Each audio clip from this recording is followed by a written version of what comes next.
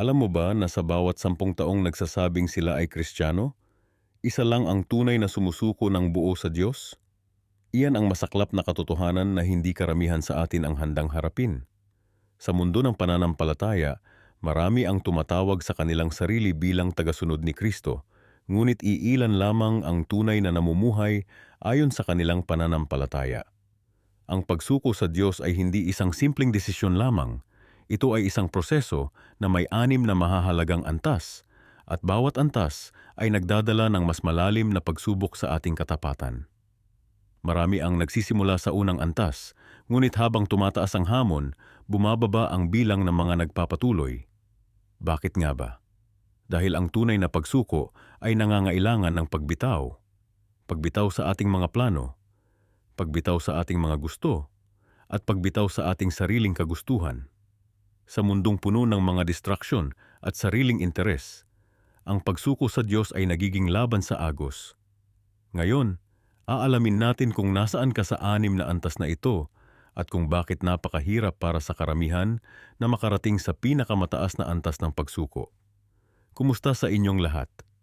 Sa mundong ito na puno ng kaguluhan at kawalan ng katiyakan, marami sa atin ang naghahanap ng mas malalim na koneksyon sa ating pananampalataya. Ngunit bakit parang napakahirap gawin ito? Bakit marami sa atin ang nagsisimula sa paglalakbay ng pananampalataya, ngunit kaunti lang ang tunay na nakararating sa malalim na relasyon sa Diyos? Ang katotohanan ay may 6 na antas ng pagsuko sa Diyos, at ang bawat antas ay nangangailangan ng mas malalim na commitment. Ngayong araw na ito, talakayin natin ang unang antas, ang pagsuko ng ating oras. Ang oras ay isa sa pinakamahalagang bagay na mayroon tayo. Hindi ito maibabalik kapag nagamit na. Hindi ito maaaring bilhin kahit gaano pa karami ang ating pera. Sa mundong ito kung saan lahat tayo ay abala, ang pagbibigay ng oras sa Diyos ay isang malaking sakripisyo. Ngunit ito ang unang hakbang sa tunay na pagsuko. Tingnan natin ang Biblia. Sa Awit Kapitulo 22, talata 2, mababasa natin, "Ipagkatiwala mo ang iyong lakad sa Panginoon. Magtiwala ka rin sa Kanya at gagawin niya ito." Ang pagsuko ng oras ay nagsisimula sa simpleng pagkilala na ang ating mga araw ay hindi atin. Bawat hininga, bawat segundo ay regalo mula sa Diyos. Ngunit marami sa atin ang nahihirapan dito. Iniisip natin, masyadong abala ang buhay ko. May trabaho ako, may pamilya ako, may mga responsibilidad ako. Naiintindihan ko yan. Ako rin minsan ay nahihirapan ako sa pagbibigay ng oras sa Diyos. Ngunit kailangan nating tanungin ang ating sarili. Ano ba talaga ang pinakamahalagang bagay sa ating buhay? Kung titingnan natin ang ating mga schedule, makikita natin kung ano talaga ang mahalaga sa atin. Nagbibigay ba tayo ng oras para sa pagdarasal? Para sa pagbabasa ng Biblia? Para sa pagsamba? O lagi na lang tayong masyadong abala para sa Diyos? Sa katunayan, maraming tao ang nagsisimula sa kanilang paglalakbay ng pananampalataya na buong sigasig. Dumadalo sila sa simbahan tuwing linggo. Nagbabasa sila ng Biblia sa umaga. Nagdarasal sila bago matulog. Ngunit pagkatapos ng ilang linggo o buwan, unti-unti silang bumabalik sa dating gawi. Nawawala ang sigasig. Nagiging paminsan-minsan na lang ang pagdarasal. Nagiging linggo-linggo na lang ang pagbabasa ng Biblia hanggang sa maging buwanan, hanggang sa makalimutan na. Bakit nangyayari ito? Dahil hindi natin tunay na isinusuko ang ating oras sa Diyos. Ginagawa lang natin ito kapag convenient, kapag madali, kapag wala tayong ibang gagawin. Ngunit ang tunay na pagsuko ay nangangahulugan na binibigyan natin ng prioridad ang Diyos, kahit na mahirap, kahit na hindi convenient, kahit na may ibang bagay na gusto nating gawin. Isipin mo ito. Kung mahal mo talaga ang isang tao, hindi ba't ginagawa mo ang lahat para makasama siya? Hindi ba't nagbibigay ka ng oras para sa Kanya kahit na abala ka? Bakit iba ang trato natin sa Diyos? Sa Marcos Kapitulo 12, talata 30, sinabi ni Jesus, "Ibigin mo ang Panginoon mong Diyos ng buong puso mo, ng buong kaluluwa mo, ng buong pag-iisip mo, at ng buong lakas mo." Paano natin maipapakita ang pag-ibig na ito kung hindi natin binibigyan ng oras ang Diyos? Ang unang antas ng pagsuko ay ang pagsuko ng ating oras. Ito ay nangangahulugan na binibigyan natin ng prioridad ang ating relasyon sa Diyos. Hindi ito nangangahulugan na kailangan nating gumugol ng buong araw sa pagdarasal o pagbabasa ng Biblia. Ang ibig sabihin nito ay binibigyan natin ng kalidad na oras ang Diyos araw-araw, consistent, hindi lang kapag convenient. Maaaring ito ay 30 minuto sa umaga bago magsimula ang araw. Maaaring ito ay pagdarasal habang nagko-commute patungo sa trabaho. Maaaring ito ay pagbabasa ng Biblia bago matulog. Ang mahalaga ay ginagawa natin ito araw-araw, hindi lang kapag naalala natin o kapag wala tayong ibang gagawin. Alam ko na marami sa inyo ang nag-aalinlangan. Iniisip ninyo, paano ko gagawin iyon? Masyadong abala ang buhay ko. Naiintindihan ko yan. Ngunit tandaan ninyo, hindi natin kailangang baguhin ang lahat ng isang beses. Maaari tayong magsimula sa maliit. Magsimula sa 5 minuto ng pagdarasal sa umaga. 5 minuto lang. Pagkatapos, dagdagan ninyo ito ng 5 minuto pa ng pagbabasa ng Biblia. Unti-unti, habang nasasanay kayo, maaari ninyong dagdagan ang oras na ito. Ang mahalaga ay magsimula kayo at maging consistent. Ang pagsuko ng oras ay hindi madali. Kailangan nito ang disiplina, ang commitment, ang sakripisyo. Ngunit ito ang unang hakbang sa mas malalim na relasyon sa Diyos. Kung hindi natin kayang isuko ang ating oras, paano natin isusuko ang iba pang bahagi ng ating buhay?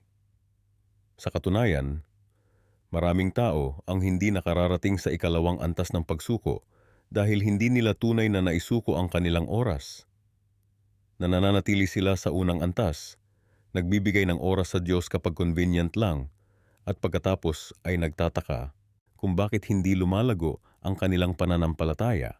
Kaya ang tanong ko sa inyo ngayon, handa ba kayong isuko ang inyong oras sa Diyos? Hindi lang kapag convenient, hindi lang kapag madali, kundi araw-araw, consistent, bilang prioridad. Dahil ito ang unang hakbang sa tunay na pagsuko, ang unang hakbang sa mas malalim na relasyon sa Diyos. At tandaan, hindi ito tungkol sa kung gaano karami ang oras na ibinibigay ninyo.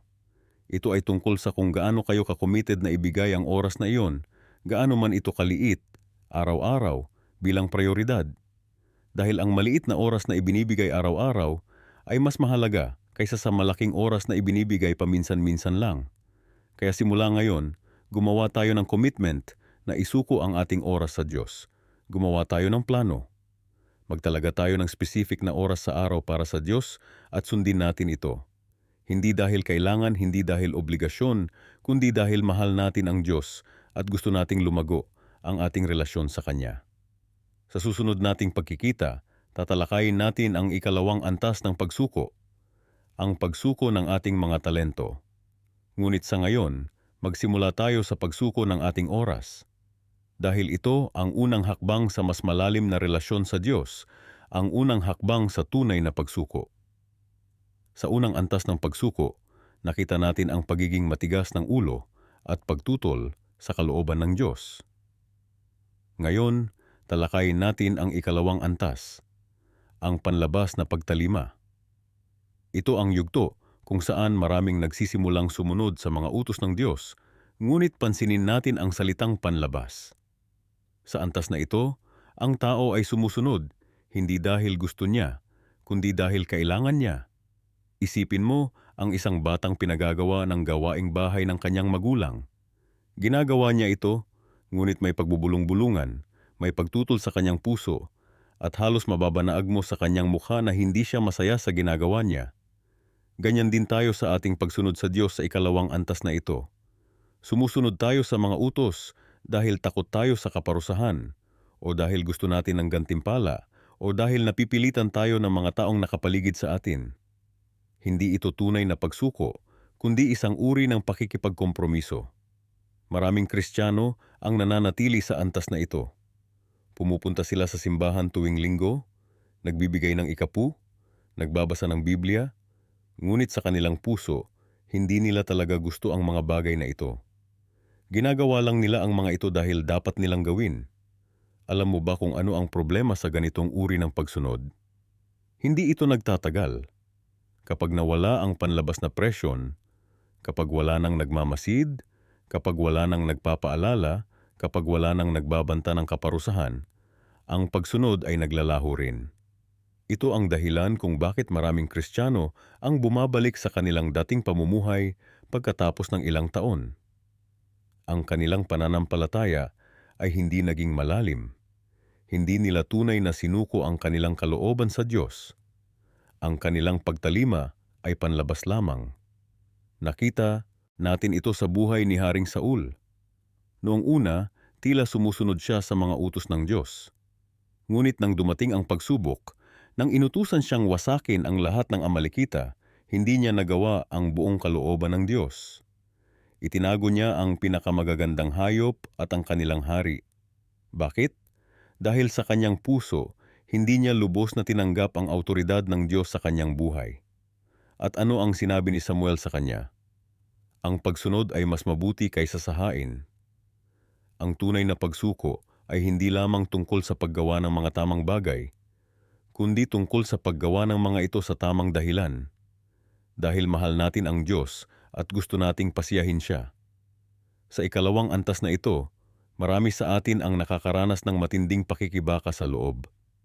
Gusto nating sumunod, pero may bahagi sa atin na gustong magrebelde. Parang may dalawang tinig sa ating isipan, isa na nagsasabing, sumunod ka sa Diyos, at isa namang nagsasabing, bakit ka magpapasakop? Ikaw ang dapat na boss ng sarili mong buhay. Ito ang dahilan kung bakit maraming Kristiyano ang nakakaramdam ng labis na pagod at pagkasipayo. Ang panlabas na pagtalima na walang panloob na pagpapaubaya ay nagdudulot ng espiritual na burnout. Parang palagi kang naglalakad sa paitaas na burol, palaging lumalaban sa iyong sariling kagustuhan. Pero may mas malalim na antas ng pagsuko kaysa rito. Hindi tayo dapat na tumigil sa panlabas na pagtalima. Ang Diyos ay hindi lamang interesado sa ating mga aksyon, kundi higit sa lahat sa ating mga puso. Isang halimbawa sa Biblia ng taong nasa ikalawang antas na ito ay ang mayamang binatang pinuno na lumapit kay Jesus at nagtanong, anong dapat kong gawin para magkaroon ng buhay na walang hanggan? Sinabi sa kanya ni Jesus na sundin ang mga utos, at ang sagot niya, lahat ng ito ay sinunod ko mula pagkabata. Panlabas na pagtalima, check. Ngunit nang sabihin sa kanya ni Jesus na ipagbili ang lahat ng kanyang ari-arian at ibigay sa mga mahihirap at sumunod sa kanya, umalis siyang malungkot. Hindi niya kayang isuko ang kanyang kayamanan. Ang kanyang panlabas na pagtalima ay may hangganan. Ito ang hamon sa ating lahat na nasa ikalawang antas. May mga bahagi ba ng ating buhay na hindi pa natin lubos na isinusuko sa Diyos? May mga bagay ba tayo na sinasabi nating, Diyos, lahat pwede mo hingin sa akin, pero hindi ito? Isipin mo ito. Kung ang iyong relasyon sa iyong asawa ay puro panlabas na pagtalima lamang, ginagawa mo ang mga bagay na gusto niya, hindi dahil mahal mo siya kundi dahil kailangan mo, gaano katagal mananatili ang inyong relasyon? Malamang, hindi magtatagal. Ganoon din sa ating relasyon sa Diyos. Ang panlabas na pagtalima ay maaring maging simula, pero hindi ito dapat maging hanggang doon lamang. Nakita ko ito sa aking sariling buhay. Dati, nagbabasa ako ng Biblia dahil sinabi ng pastor ko na dapat kong gawin ito araw-araw. Nagdadasal ako dahil takot ako na baka parusahan ako ng Diyos kung hindi ko gagawin. Pumupunta ako sa simbahan dahil yun ang inaasahan sa akin bilang isang Kristiyano. Pero ang ganitong uri ng pagsunod ay hindi nagdulot ng tunay na kagalakan o kapayapaan. Sa halip, nagdulot ito ng pagkagalit, pagkainis at pagod. Nagtatanong ako sa sarili ko, ganito ba talaga ang buhay Kristiyano? Isang walang katapusang listahan ng mga dapat at hindi dapat gawin? Hindi. Hindi ito ang buhay na inaalok sa atin ni Jesus nang sinabi niyang, ako'y naparito upang sila'y magkaroon ng buhay at magkaroon nito ng sagana. Ang panlabas na pagtalima ay isang hakbang sa tamang direksyon, ngunit hindi ito ang huling destinasyon. Ang Diyos ay hindi lamang humihingi ng ating mga aksyon, kundi ng ating buong puso, isipan, kaluluwa, at lakas. Kaya kung ikaw ay nasa ikalawang antas na ito ngayon, huwag kang mawalan ng pag-asa. Kilalanin mo na ito ay bahagi ng iyong paglalakbay, hindi ang huling hantungan. Hilingin mo sa Diyos na baguhin hindi lamang ang iyong mga aksyon, kundi pati na rin ang iyong puso. Dahil sa susunod na antas, ang ikatlong antas ng pagsuko, makikita natin ang simula ng isang mas malalim na pagbabago, isang pagbabago na nagmumula sa loob. Sa ating paglalakbay sa 6 na antas ng pagsuko sa Diyos, narating na natin ang ikatlong antas, ang pagpapahintulot sa Diyos. Ito ang yugto kung saan maraming mananampalataya ang nagkakaroon ng tunay na pagsubok sa kanilang pananampalataya at para sa karamihan, ito ang daan kung saan sila tumitigil sa kanilang paglalakbay. Isipin mo ito, ikaw ay isang manlalakbay sa disyerto. Nakalampas ka na sa unang 2 hamon, ang pagtanggap na may Diyos at ang pagkilala sa Kanyang kapangyarihan.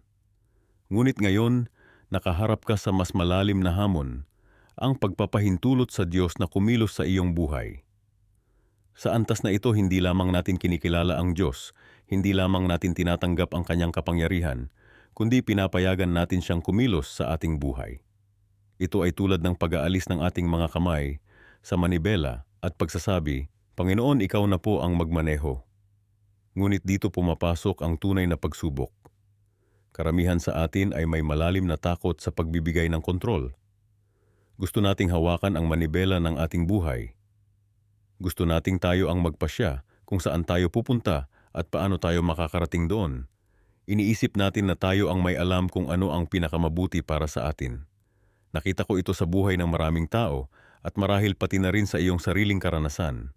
Isang lalaki na nagsisimba tuwing linggo, nagbabasa ng Biblia at nananalangin araw-araw, ngunit kapag dumating na ang malalaking desisyon sa buhay, tulad ng pagpili ng trabaho, pagpili ng mapapangasawa o kung saan titira, bigla na lang nawawala ang pananampalataya.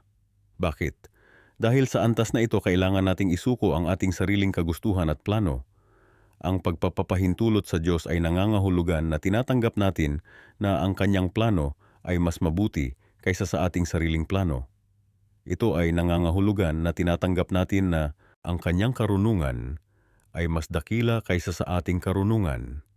Ito ay nangangahulugan na tinatanggap natin na ang Kanyang pag-ibig sa atin ay mas malalim at mas tapat kaysa sa ating pag-ibig sa ating sarili. Sa Kawikaan Kabanata 23, talata 5, sinabi ng Diyos, Magtiwala ka sa Panginoon ng buong puso mo at huwag kang manalig sa iyong sariling pangunawa. Kilalanin mo siya sa lahat ng iyong mga lakad at Kaniyang ituturo ang iyong mga landas. Nakikita mo ba ang hamon dito? Hindi lang tayo tinatawag na magtiwala sa Diyos, kundi tinatawag tayong huwag magtiwala sa ating sarili. Hindi lang tayo tinatawag na kilalanin ang Diyos, kundi kilalanin siya sa lahat ng ating mga lakad. Isa sa mga pinakamahihirap na bahagi ng antas na ito ay ang pagtanggap na ang plano ng Diyos ay maaaring lubos na naiiba sa ating sariling plano. Maaaring nais ng Diyos na dalhin tayo sa isang landas na hindi natin inaasahan o hindi natin gusto. Naalala ko ang kwento ni Abraham. Tinanggap niya na may Diyos. Kinilala niya ang kapangyarihan ng Diyos. Ngunit dumating ang sandali na hiniling sa kanya ng Diyos na iwan ang kanyang tahanan, ang kanyang pamilya at ang kanyang bansa para pumunta sa isang lugar na hindi niya kilala. Iyan ang sandali ng pagpapahintulot. At ang sagot ni Abraham? At si Abram ay yumaon, gaya ng sinabi sa kanya ng Panginoon. Ito ang sandali na marami sa atin ay tumitigil. Tumitigil tayo dahil takot tayo. Tumitigil tayo dahil hindi natin kayang isuko ang kontrol. Tumitigil tayo dahil hindi natin lubos na nauunawaan ang puso ng Diyos. Ngunit ang hindi natin nauunawaan ay ito. Ang pagpapahintulot sa Diyos ay hindi pagbibigay ng kontrol sa isang malupit na diktador. Ito ay pagbibigay ng kontrol sa isang mapagmahal na Ama na higit na nagmamalasakit sa atin kaysa sa ating sarili. Sa Jeremias, Kabanata 20, talata 11, sinabi ng Diyos, Sapagkat nalalaman ko ang mga pag-iisip na aking iniisip sa inyo, sabi ng Panginoon, mga pag-iisip tungkol sa kapayapaan at hindi tungkol sa kasamaan upang bigyan kayo ng pag-asa sa inyong huling wakas. Ang pagpapahintulot sa Diyos ay nangangahulugan na tinatanggap natin ang Kanyang mga pangako. Tinatanggap natin na ang Kanyang mga plano para sa atin ay mga plano ng kapayapaan, hindi ng kasamaan. Tinatanggap natin na ang kanyang layunin ay bigyan tayo ng pag-asa at magandang kinabukasan. Isa pang hamon sa antas na ito ay ang pagtanggap na ang plano ng Diyos ay maaaring hindi agad malinaw sa atin. Maaaring hindi natin maintindihan kung bakit tayo dinadala ng Diyos sa isang partikular na landas. Maaaring hindi natin makita ang buong larawan. Isipin mo si Jose sa lumang tipan. Ipinagbili siya ng kanyang mga kapatid bilang alipin. Napagbintangan siya ng isang krimen na hindi niya ginawa at napunta sa bilangguan. Sa loob ng maraming taon, tila wala siyang nakikitang layunin sa kanyang pagdurusa. Ngunit sa huli, nakita niya kung paano ginamit ng Diyos ang lahat ng mga pangyayaring iyon upang ilagay siya sa posisyon na makapagligtas ng maraming buhay. Kabilang na ang mga buhay ng kanyang sariling pamilya. Kaya, ano ang ibig sabihin ng pagpapahintulot sa Diyos sa praktikal na paraan? Ibig sabihin, kapag may mga desisyon tayong gagawin, hindi lamang natin tinatanong, ano ang gusto ko o ano ang pinakamakakabuti para sa akin, kundi ano ang nais ng Diyos at paano ako makakapaglingkod sa kanyang mga layunin? Ibig sabihin, kapag dumating ang mga pagsubok at paghihirap, hindi lamang tayo nagtatanong, bakit nangyayari ito sa akin? Kundi, paano ko magagamit ang karanasang ito upang lumago at maging mas katulad ni Kristo? Ibig sabihin, kapag nakikita natin ang mga oportunidad, hindi lamang natin tinatanong, paano ako makikinabang dito? Kundi, paano ko magagamit ito upang pagpalain ang iba at luwalhatiin ang Diyos? Ang pagpapahintulot sa Diyos ay isang malalim na antas ng pagsuko na nangangailangan ng malaking pananampalataya. Ito ay pananampalataya na nagsasabing, kahit na hindi ko nakikita ang buong larawan, nagtitiwala ako na ang Diyos ay gumagawa para sa aking ikabubuti. Ito ang antas kung saan maraming tao ang tumitigil sa kanilang paglalakbay. Ngunit para sa mga nagpapatuloy, may naghihintay na mas malalim na antas ng relasyon sa Diyos. May naghihintay na mas malaking kapayapaan, kagalakan, at katuparan. Sa susunod na bahagi ng ating serye, tatalakayin natin ang ikaapat na antas ng pagsuko sa Diyos, ang pagtanggap sa kalooban ng Diyos. Ngunit sa ngayon, hayaan nating suriin ang ating mga puso at tanungin ang ating sarili. Tunay ba nating pinapayagan ang Diyos na kumilos sa ating buhay? O hinihigpitan pa rin natin ang ating hawak sa manibela? Sa ating paglalakbay sa 6 na antas ng pagsuko sa Diyos, nakarating na tayo sa ikaapat na antas, ang pagkabit sa lumang sarili.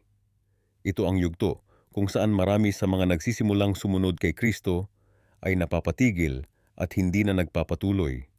Bakit? Dahil ito ang pinakamahirap na bahagi ng proseso, ang pagsuko ng ating pagkakakilanlan. Isipin mo, ang isang lalaking nakasakay sa isang bangka sa gitna ng karagatan. Nakikita niya ang isa pang bangka sa malayo. Isang bangkang mas maganda, mas matibay, at mas ligtas kaysa sa kaniyang sinasakyan. Ang bangkang ito ay si Kristo at nais niyang lumipat dito. Ngunit ano ang problema? Hindi siya handang bitawan ang kaniyang lumang bangka. Gusto niyang dalhin ang lumang bangka kasama niya habang sumasakay sa bagong bangka. Hindi ito maaari, hindi ba? Ganyan din ang karanasan ng marami sa atin sa pagsunod kay Kristo. Ang ikaapat na antas ng pagsuko ay nangangailangan ng isang radikal na pagbabago, hindi lamang sa ating mga gawi o pag-uugali, kundi sa mismong pagkakakilanlan natin. Sinabi ni Apostol Pablo sa mga taga-Galacia Kapitulo 2, talata 20, "Hindi na ako ang nabubuhay, kundi si Kristo na ang nabubuhay sa akin." Ito ang tunay na kahulugan ng pagsuko. Ang pagsuko hindi lamang ng ating mga kasalanan o masasamang gawi, kundi ng ating buong pagkatao. Ngunit bakit ito napakahirap gawin? Una, dahil mahal natin ang ating sarili, ang ating mga pangarap, ambisyon, at mga plano.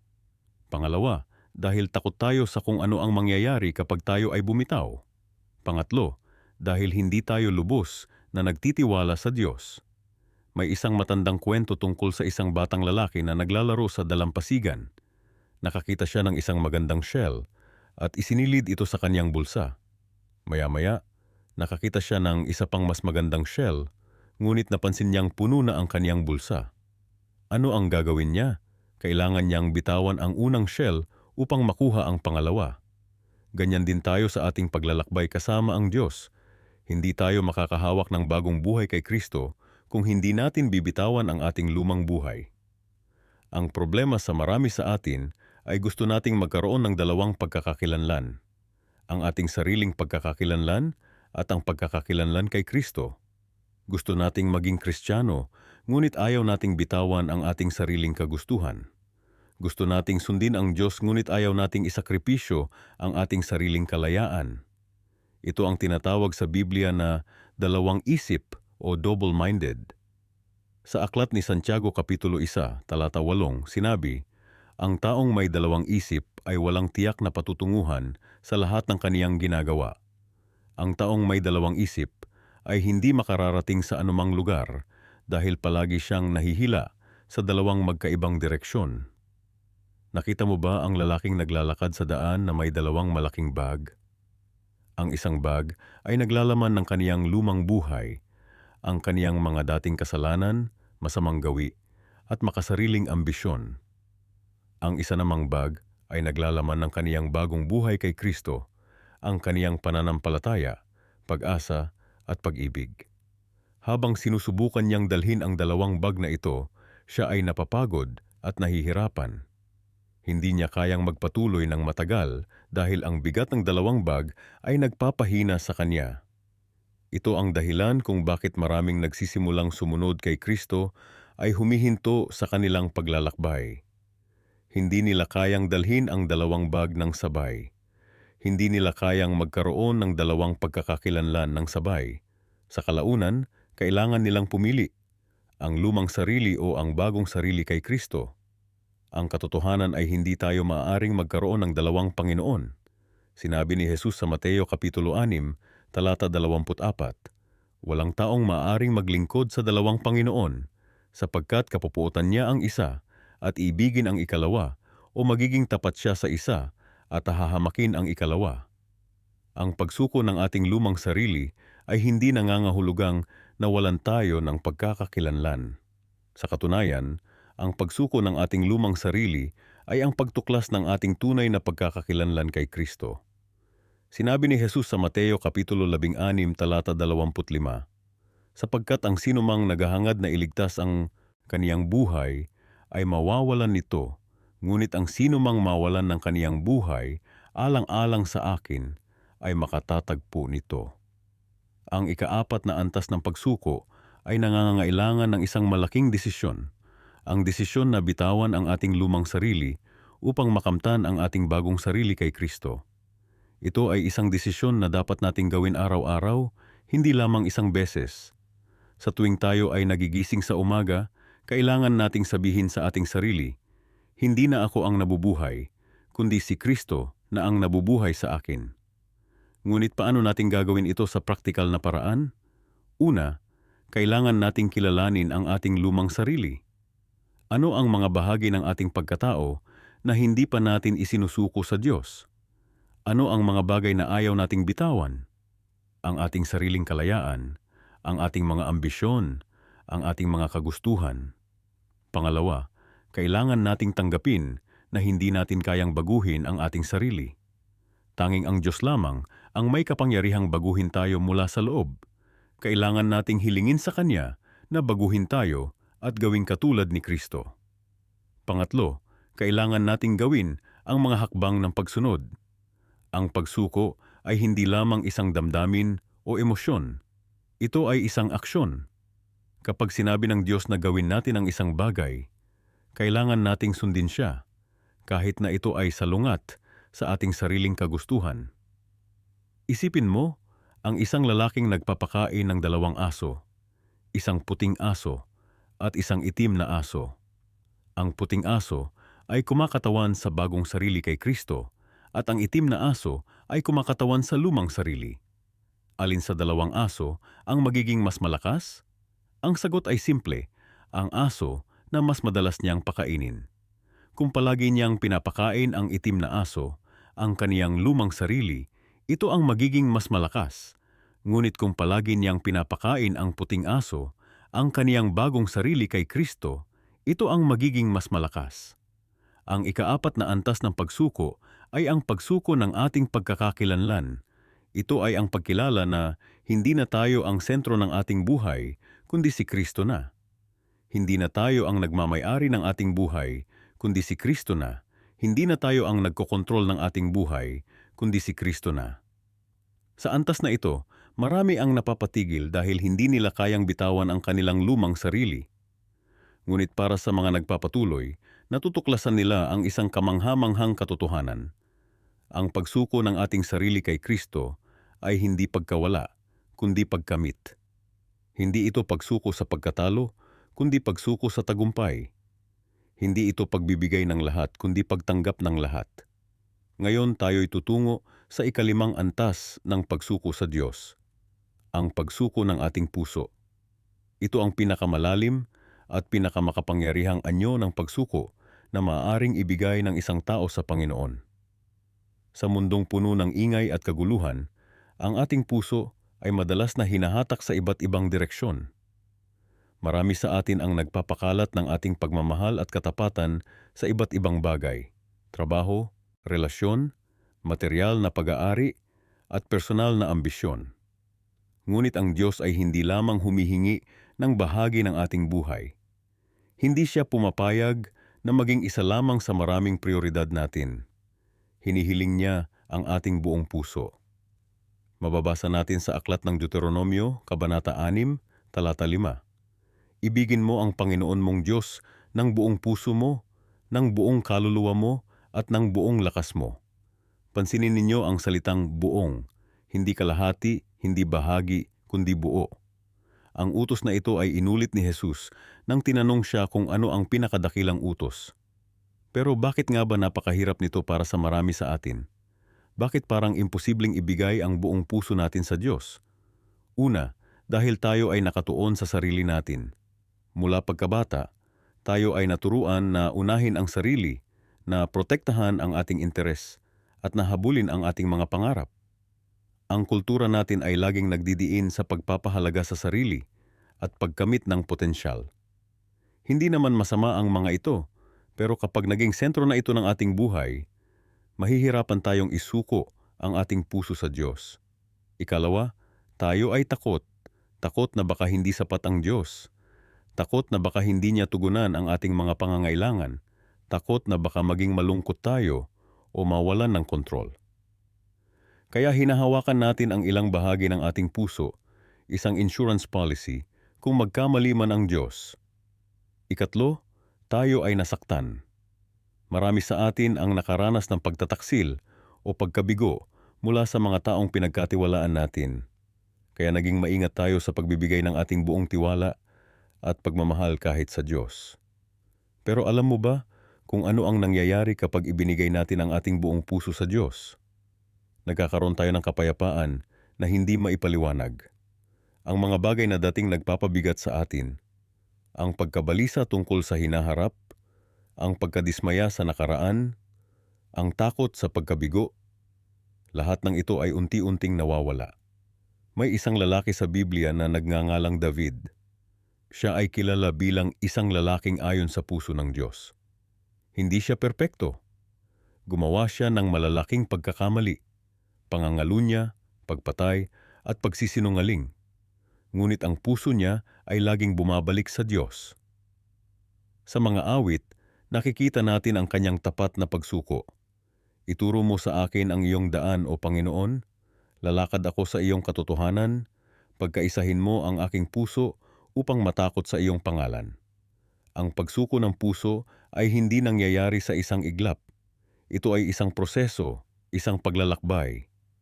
Minsan, kailangan nating isuko ang ating puso araw-araw, oras-oras, minuto-minuto. Ngunit hindi ito madali. Maraming bagay ang humahadlang sa ating pagsuko.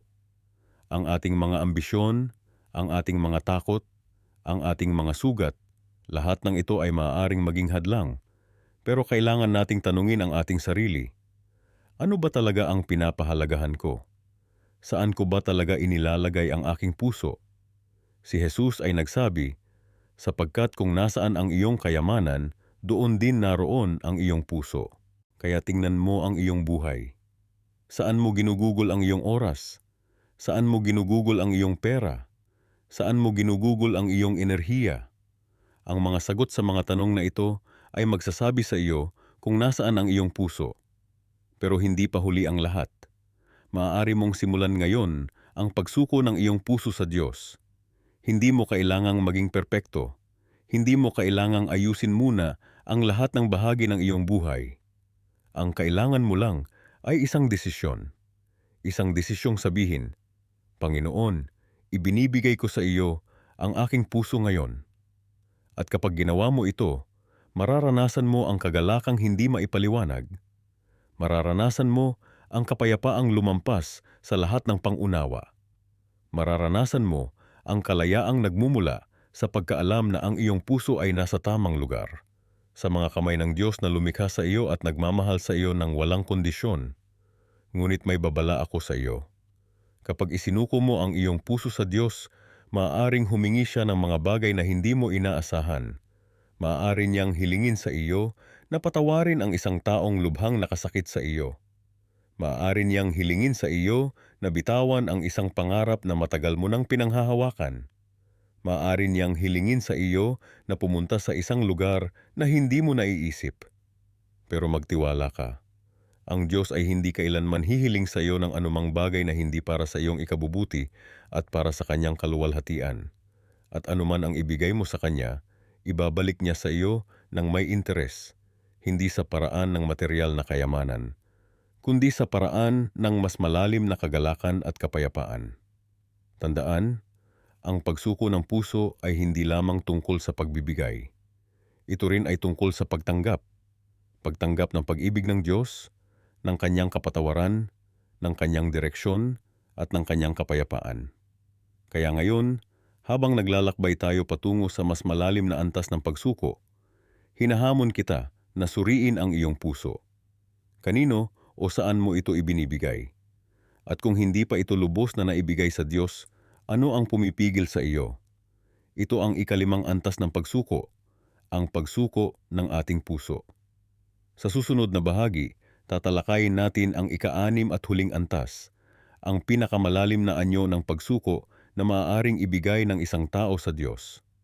Ngunit sa ngayon, hayaan nating magnilay sa tanong na ito. Nasaan ang iyong puso ngayon? At sino ang may hawak nito? Ang lubusang pagsuko sa Diyos. Ito ang pinakamataas na antas ng paglalakbay ng isang tunay na mananampalataya. Kung napansin ninyo, tayo ay naglakbay mula sa simpleng pag-amin na kailangan natin ang Diyos, hanggang sa pagbabago ng ating puso at isipan, pagkakaroon ng bagong pagkakakilanlan, pagtanggap sa kanyang awtoridad, at ngayon, ang lubusang pagsuko ng ating buong pagkatao sa Kanya. Ngunit ano nga ba ang ibig sabihin ng lubusang pagsuko sa Diyos? Marami sa atin ang natatakot sa salitang pagsuko dahil iniuugnay natin ito sa pagkatalo o pagkawala. Sa kultura natin, lalo na sa mga kalalakihan, ang pagsuko ay kadalasang tinitingnan bilang kahinaan. Ngunit sa kaharian ng Diyos, ang pagsuko ay hindi pagkatalo. Ito ay tagumpay. Isipin ninyo ito.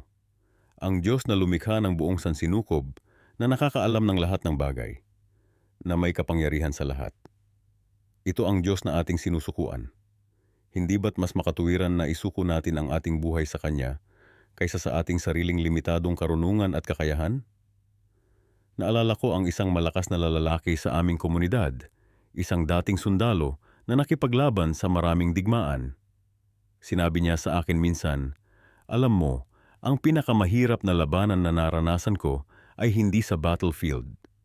Ito ay ang araw-araw na pakikipaglaban sa aking sarili, sa aking pagmamataas, sa aking kagustuhang kontrolin ang lahat." Ito ang tunay na hamon ng pagsuko, ang pakikipaglaban sa ating sarili. Ang lubusang pagsuko ay nangangahulugan na wala nang bahagi ng ating buhay na hindi natin ibibigay sa Diyos. Wala nang pribadong kwarto sa ating puso na ayaw nating papasukin ng Diyos.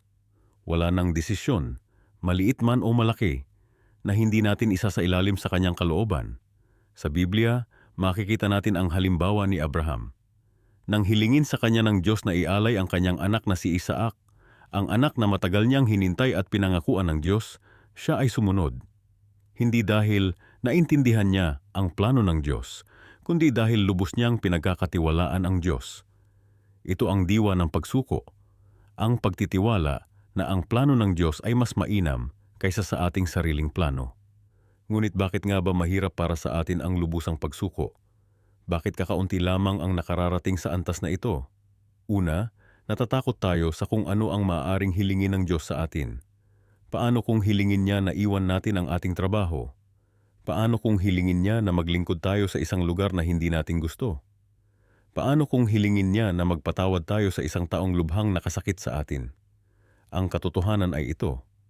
Ang Diyos ay hindi nangangailangan ng anuman mula sa atin. Siya ay ganap na sariling kasapatan. Kung hihingi siya ng anuman mula sa atin, ito ay para sa ating ikabubuti, hindi para sa kanya. Tulad ng isang ama na humihingi sa kanyang anak na kumain ng gulay, hindi ito para sa kapakinabangan ng ama, kundi para sa kalusugan ng anak. Pangalawa, natatakot tayo na mawalan ng kontrol. Tayo ay nabubuhay sa isang mundo na nagsasabing dapat tayong maging kapitan ng ating kapalaran. Dapat nating kontrolin ang ating buhay, ang ating kapaligiran, ang ating hinaharap. Ngunit ang katotohanan ay hindi natin kayang kontrolin ang maraming bagay sa ating buhay. Hindi natin kontrolado kung kailan tayo magkakasakit, kung kailan mangyayari ang mga aksidente, kung kailan tayo mawawalan ng trabaho dahil sa economic downturn. Ang pagsuko sa Diyos ay hindi pagbibigay ng kontrol sa isang hindi kilalang puwersa. Ito ay pagbibigay ng kontrol sa ating mapagmahal na Ama na nakakaalam kung ano ang pinakamainam para sa atin.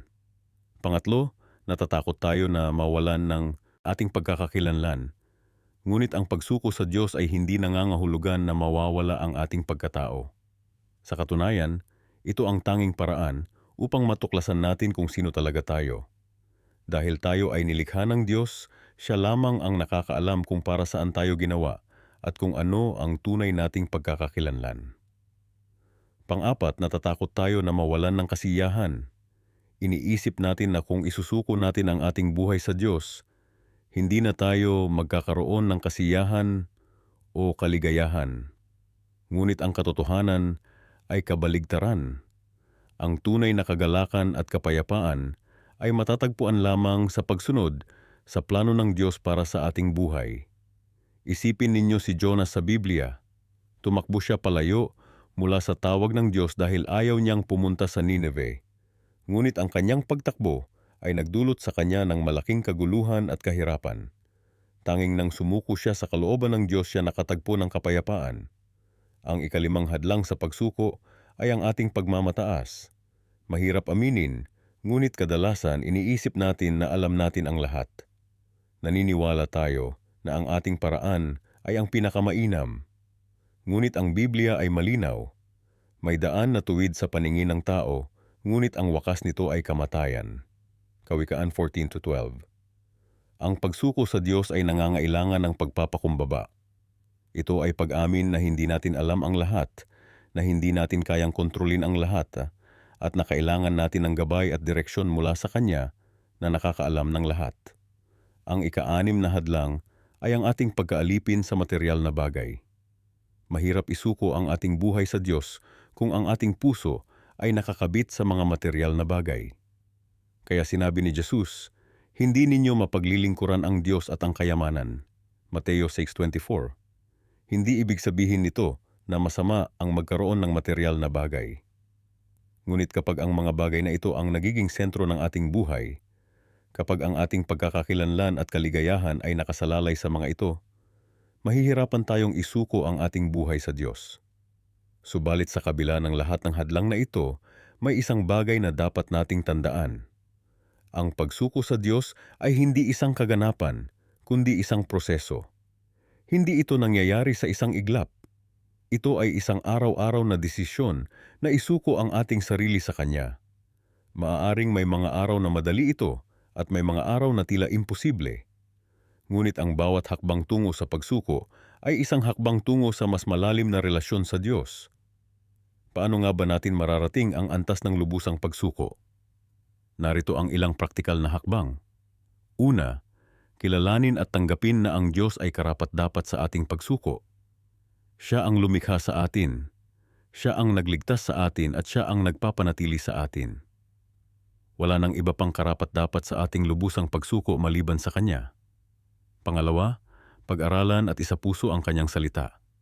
Kapag alam natin kung sino ang Diyos, kung gaano siya kabuti, kung gaano siya kapagmamahal, mas madali nating maisusuko ang ating buhay sa Kanya. At ang pinakamainam na paraan upang makilala siya ay sa pamamagitan ng Kanyang salita. Pangatlo, manalangin para sa kakayahang sumuko. Ang pagsuko ay hindi kayang gawin sa ating sariling lakas. Kailangan natin ang tulong ng banal na Espiritu, kaya't hingin natin sa Kanya na tulungan tayong isuko ang ating sarili sa Diyos. Pang-apat, magkaroon ng komunidad ng mga mananampalataya na sumusuporta sa iyo. Ang pagsuko ay mas madali kapag may mga taong kasama mo sa paglalakbay. Mga taong nagpapaalala sa iyo ng katotohanan ng Diyos kapag nakakalimutan mo ito. Panglima, isuko ang bawat bahagi ng iyong buhay, isa-isa. Maaaring masyadong nakakatakot ang isipin na isusuko mo ang lahat ng bahagi ng iyong buhay sa isang pagkakataon. Kaya simulan mo sa isang bahagi. Maaaring ang iyong trabaho o ang iyong relasyon o ang iyong pananalapi. At habang nakikita mong pinagpapala ng Diyos ang bahaging iyon ng iyong buhay, mas madali mong maisusuko ang iba pang bahagi. Sa ating paglalakbay sa 6 na antas ng pagsuko sa Diyos, nakarating na tayo sa 5 antas, ang kaloob na pagkatawag. Ito ang yugto kung saan hindi na lamang natin tinatanggap ang plano ng Diyos para sa ating buhay, kundi aktibo na nating hinahanap at sinusunod ang Kanyang tawag para sa ating buhay. Maraming tao ang nagtatanong, ano ba talaga ang plano ng Diyos para sa akin? Ngunit ang katotohanan, ang pagkatawag ay hindi isang simpleng mapa o listahan ng mga gagawin. Ito ay isang malalim na paanyaya mula sa Diyos upang makibahagi sa Kanyang gawain sa mundo. Natatandaan ko ang kwento ni Pedro sa Biblia. Isang simpleng mangingisda lamang siya nang tawagin siya ni Jesus. Sumunod ka sa akin at gagawin kitang mamamalakayan ng mga tao, ang sabi ni Jesus. Hindi naman agad-agad na naunawaan ni Pedro ang buong kahulugan nito. Hindi niya alam na balang araw ay magiging isa siya sa mga pinakamahalagang apostol na gagamitin ng Diyos upang itatag ang Kanyang iglesia. Ganyan din tayo. Ang pagkatawag ay nagsisimula sa simpleng paanyaya, sumunod ka sa akin. Ngunit habang tayo ay sumusunod, unti-unti nating nakikita ang mas malaking larawan ng kung paano tayo gagamitin ng Diyos. Ngunit may problema. Sa 5 antas na ito marami ang nadadapa at bumabalik sa mas mababang antas. Bakit? Dahil ang tunay na pagkatawag ay nangangailangan ng sakripisyo at paglabas sa ating comfort zone. Sa Pilipinas, marami sa atin ang lumaki sa kulturang Kristiyano. Pumapasok tayo sa simbahan, nagdarasal, at nagbabasa ng Biblia. Ngunit kapag tinatawag na tayo ng Diyos na gawin ang isang bagay na labas sa ating kaginhawaan, tulad ng pagbabahagi ng ating pananampalataya sa isang kaibigan o paggamit ng ating talento para sa ministeryo o pagbibigay ng ating oras at resources para sa iba, doon tayo madalas nagdadalawang isip. Isipin mo si Jonah sa Biblia. Tinawag siya ng Diyos na pumunta sa Nineveh, isang lungsod na kinamumuhian niya. Ano ang ginawa niya? Tumakbo siya sa kabilang direksyon. Ngunit alam nating lahat kung ano ang nangyari. Isang malaking isda ang lumunok sa kanya. At sa loob ng 3 araw at 3 gabi, napagtanto niya na mas mahirap lumaban sa tawag ng Diyos kaysa sundin ito. Ang tunay na pagkatawag ay hindi laging komportable. Hindi ito laging ayon sa ating plano. Ngunit ito ay laging para sa ating ikabubuti at para sa kaluwalhatian ng Diyos. Marami sa atin ang natatakot na kung susundin natin ang tawag ng Diyos, mawawala ang ating kaginhawaan, ang ating seguridad, o ang ating mga pangarap. Ngunit ang katotohanan ay ang plano ng Diyos para sa ating buhay ay palaging mas maganda kaysa sa anumang plano na kaya nating isipin para sa ating sarili. Sa Jeremias 29:11, sinasabi ng Diyos, sapagkat nalalaman ko ang mga plano ko para sa inyo, mga planong paunlarin kayo at hindi kayo ipahamak, mga planong bigyan kayo ng pag-asa at magandang kinabukasan. Ang pagkatawag ay hindi lamang tungkol sa kung anong trabaho ang kukunin mo o kung sino ang pakakasalan mo. Ito ay tungkol sa kung paano mo gagamitin ang buhay na ibinigay sa iyo ng Diyos para sa kanyang kaluwalhatian. Ito ay tungkol sa pagtugon sa kanyang paanyaya na maging bahagi ng kanyang mas malaking kwento. Kaya, paano mo malalaman kung ano ang tawag ng Diyos sa iyong buhay? Narito ang ilang praktikal na hakbang. Una, makinig. Gumugol ng oras sa panalangin at pagbabasa ng salita ng Diyos. Ang Diyos ay nagsasalita sa pamamagitan ng kanyang salita at kung gusto mong marinig ang kanyang tawag, kailangan mong makinig. Pangalawa, tingnan ang iyong mga talento at hilig.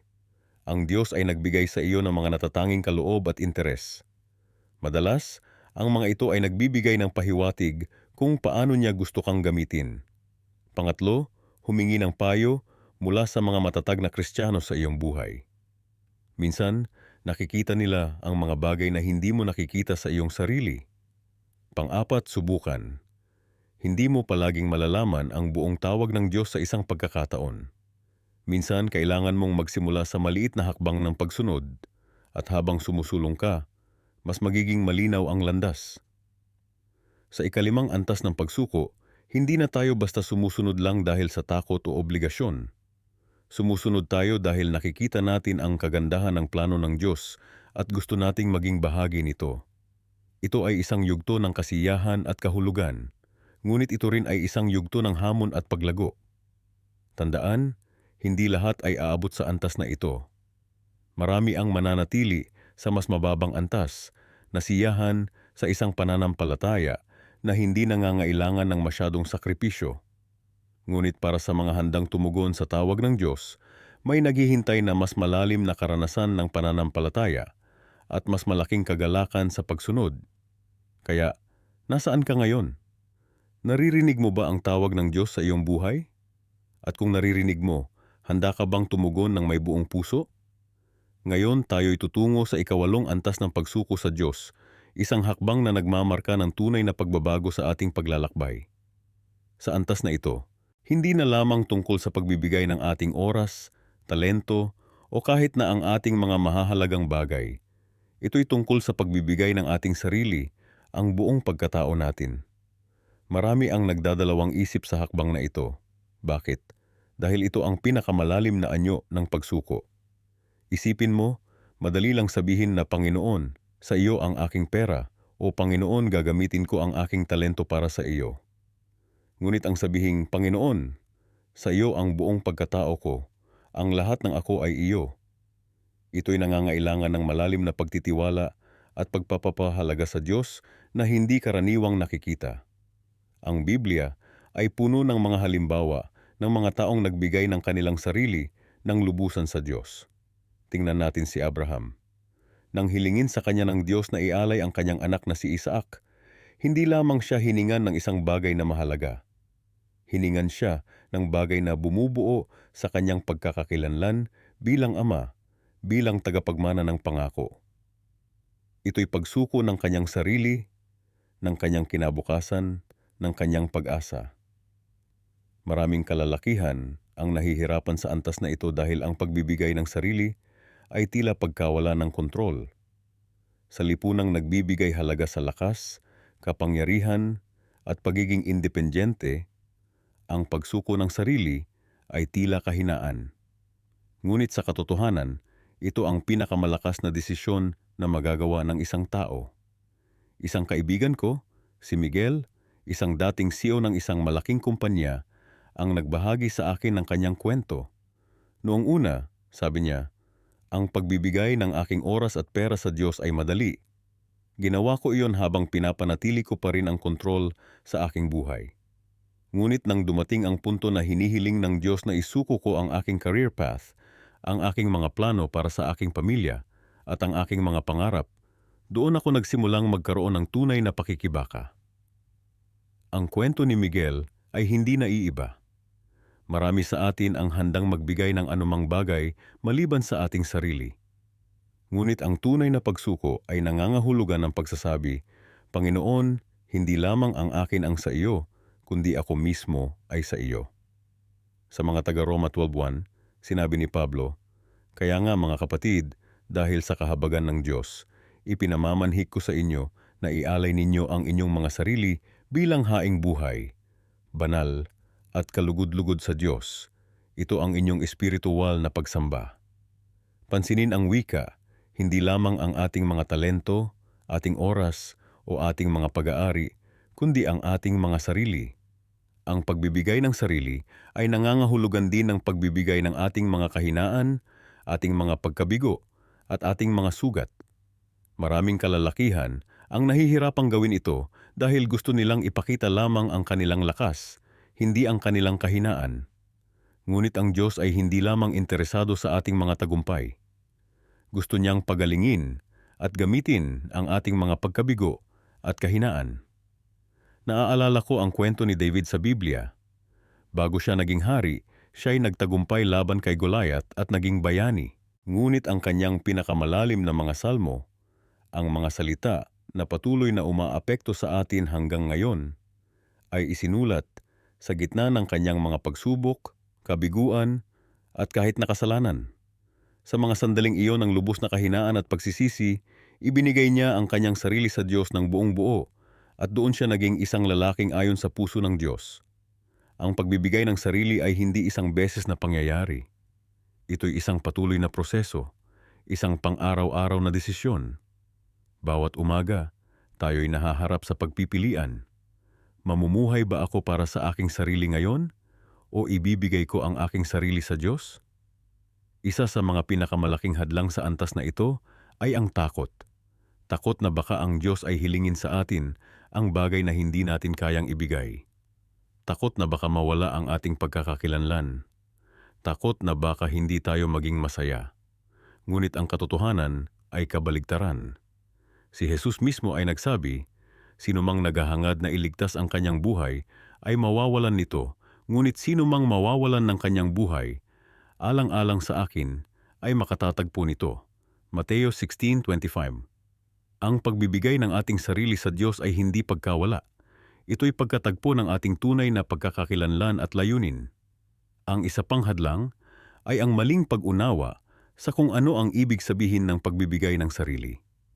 Hindi ito nangangahulugan na mawawala ang ating personalidad o magiging robot na walang sariling pag-iisip. Sa halip, ito'y pagiging lubos na available sa Diyos, na handang sundin ang kanyang kalooban sa halip na ang ating sariling kagustuhan. Si C.S. Lewis, ang kilalang manunulat at iskolar, ay nagsabi na ang pagsuko sa Diyos ay parang pagsuko ng isang pasyente sa isang surgeon. Ang surgeon ay maaaring gumupit at magdulot ng pansamantalang sakit, ngunit ang layunin ay pagpapagaling at pagpapanumbalik ng kalusugan. Karamihan sa mga lalaki ay nahihirapan sa antas na ito dahil ito'y nangangailangan ng pagtitiwala na ang Diyos ay mas nakakalam kung ano ang makakabuti para sa atin kaysa sa ating sarili. Sa isang mundo na nagsasabi sa atin na sundin ang ating puso at hanapin ang sariling kaligayahan, ang ideya ng pagsuko ng sarili ay tila kabalintunaan. Ngunit ang mga nakaabot sa antas na ito ay nagpapatotoo ng isang bagay na kahanga-hanga. Sa pagbibigay ng kanilang sarili sa Diyos, natagpuan nila ang pinakamalalim na kasiyahan at kapayapaan na hindi nila naranasan noon. Sa antas na ito, nagkakaroon tayo ng bagong pananaw sa mga salita ni Jesus. Ang aking pagkain ay ang gawin ang kalooban ng nagsugo sa akin at tapusin ang kanyang gawain. Juan 4:34. Ang pagsunod sa kalooban ng Diyos ay hindi nagiging isang pasanin, kundi isang kagalakan, isang pagkain na nagbibigay buhay. Kaya paano natin maaabot ang antas na ito ng pagsuko? Hindi ito nangyayari sa isang iglap. Ito'y isang paglalakbay na nagsisimula sa maliliit na hakbang ng pagtitiwala. Ito'y nagsisimula sa pang-araw-araw na pagpapasya na sabihin, Panginoon, hindi ang aking kalooban kundi ang iyo ang masunod sa mga maliit na bagay Hanggang sa maging natural na sa atin ang sabihin ito sa mga malalaking bagay. Ito rin ay nangangailangan ng malalim na pag-unawa sa pag-ibig ng Diyos. Mahirap isuko ang ating sarili sa isang Diyos na hindi natin kilala o pinagkakatiwalaan. Ngunit kapag naranasan natin ang kanyang pag-ibig at katapatan, ang pagsuko ay nagiging natural na tugon. Ang pagsuko sa kalooban ng Diyos ay ang pinakamataas na antas ng paglalakbay natin sa pananampalataya. Ito ang punto kung saan tinatanggap natin na ang Diyos ang may kontrol sa lahat ng bagay at tayo ay handang sumunod sa Kanya anuman ang mangyari.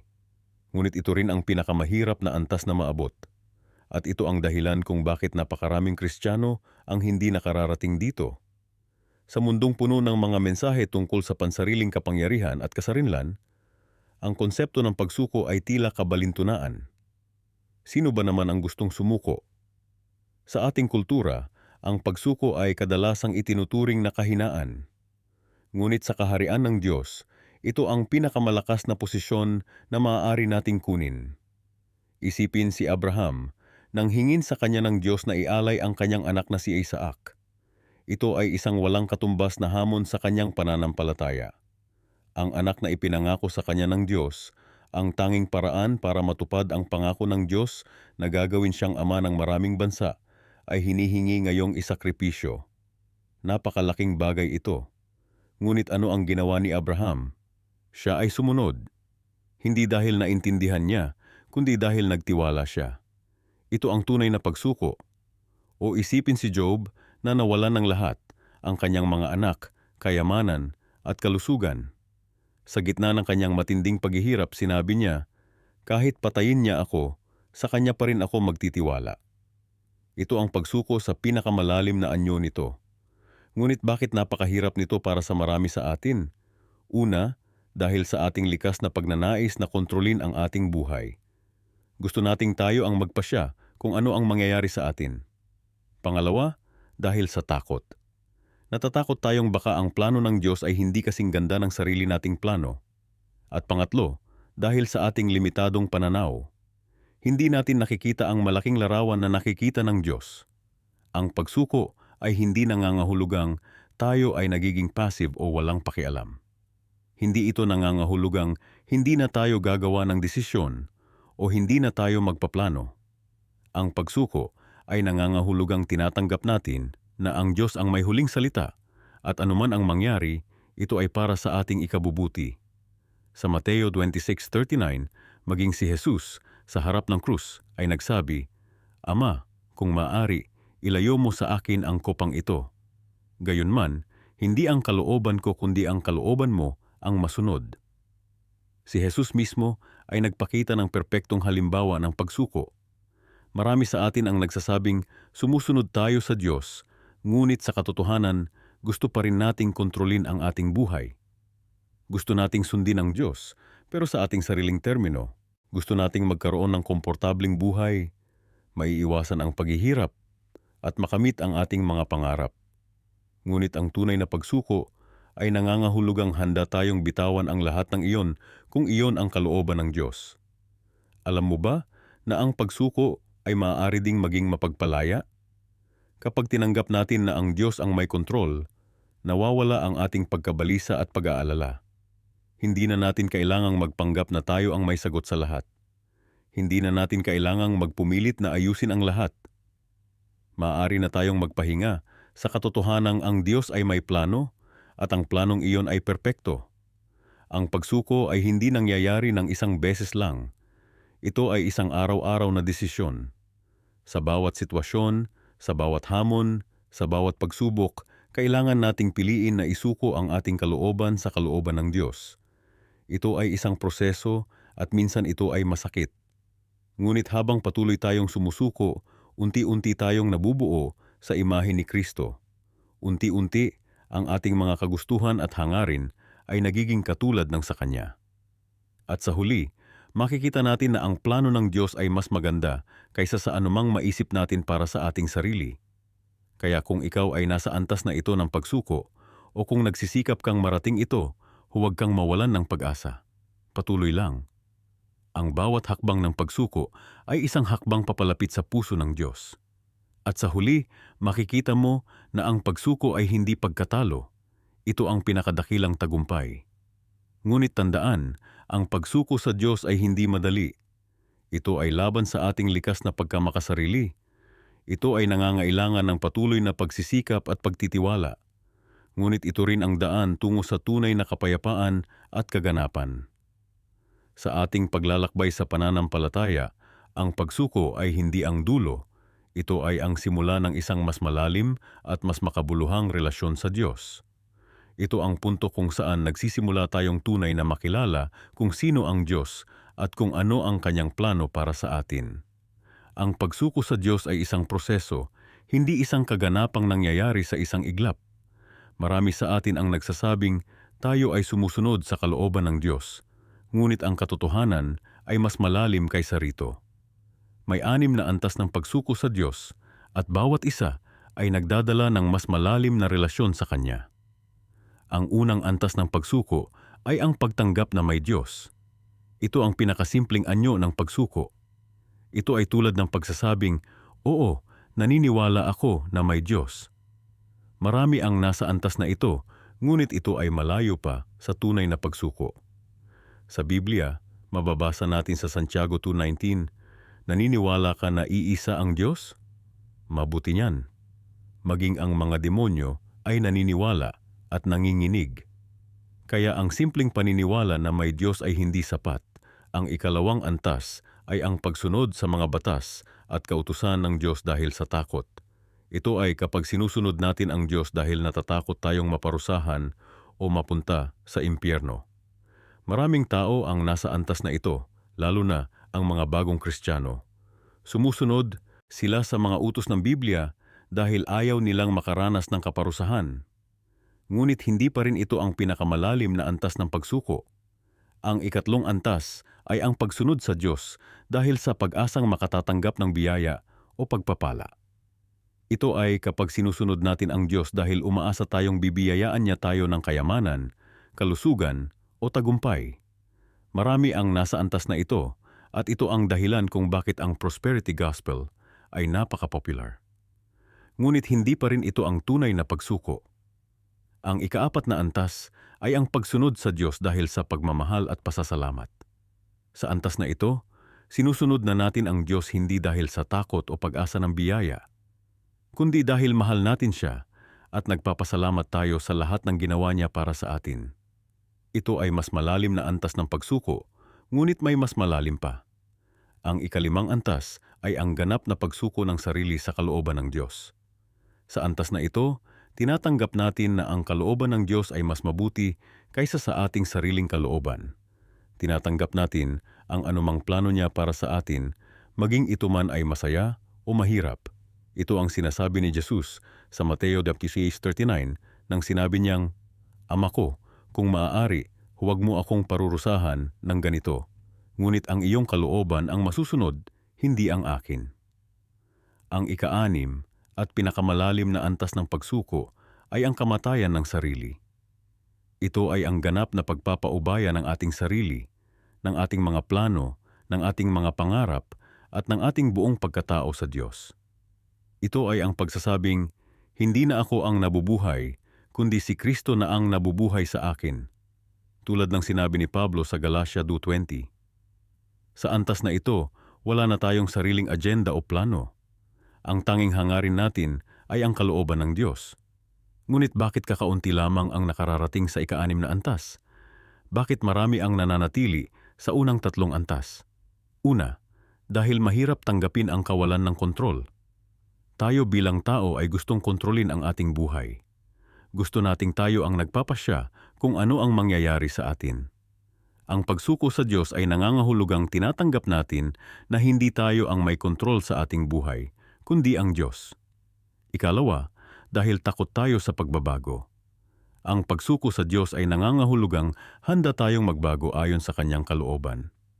Marami sa atin ang komportable na sa kung sino tayo at ayaw nating magbago, kahit na alam nating ito ang mas mabuti para sa atin.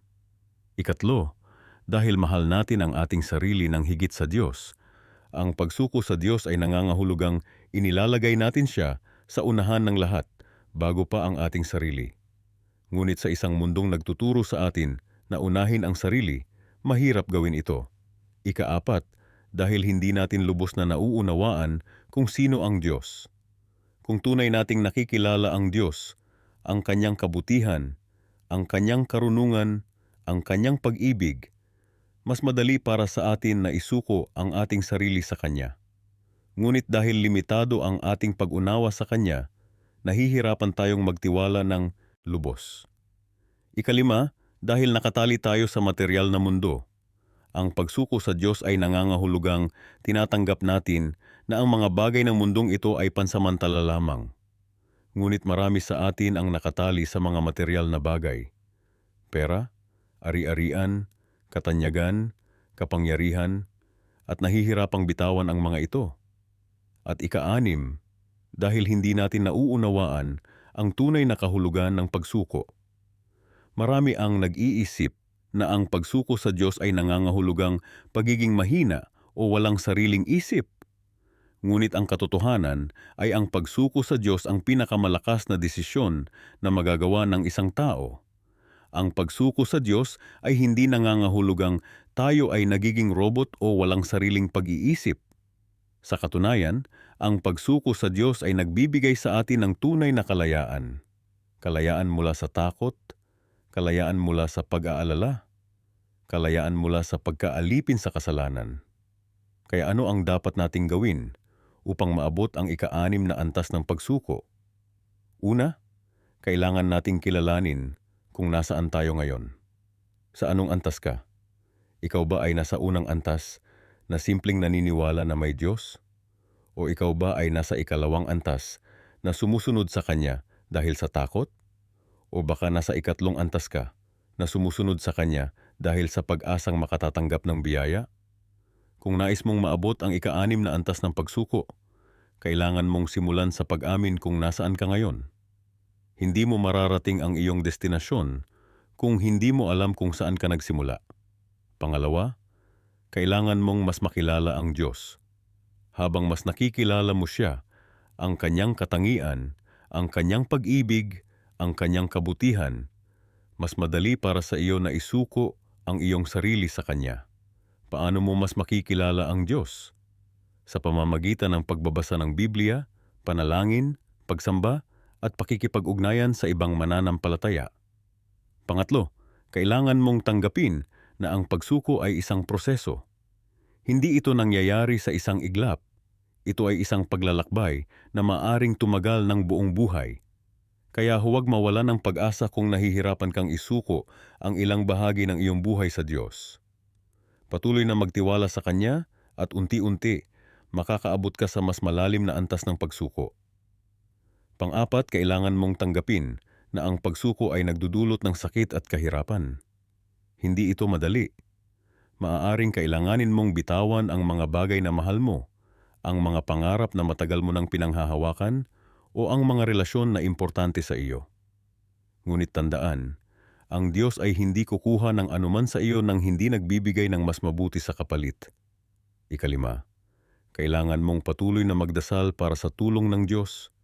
Hindi mo kayang isuko ang iyong sarili sa Kanya sa pamamagitan ng iyong sariling lakas. Kailangan mo ng tulong ng banal na Espiritu, kaya patuloy na manalangin at humingi ng Kanyang tulong. Kung nagawa mo na ang mga hakbang na ito at patuloy kang nagsisikap na isuko ang iyong sarili sa Diyos, mararating mo rin ang ika-6 na antas ng pagsuko. At kapag narating mo na ito, mararanasan mo ang tunay na kapayapaan at kagalakan na tanging ang Diyos lamang ang makapagbibigay. Kung nagustuhan mo ang video na ito at nakatulong ito sa iyo, mangyaring i-like at i-share ito sa iyong mga kaibigan at pamilya upang mas marami pang tao ang matulungan nating maunawaan ang tunay na kahulugan ng pagsuko sa Diyos.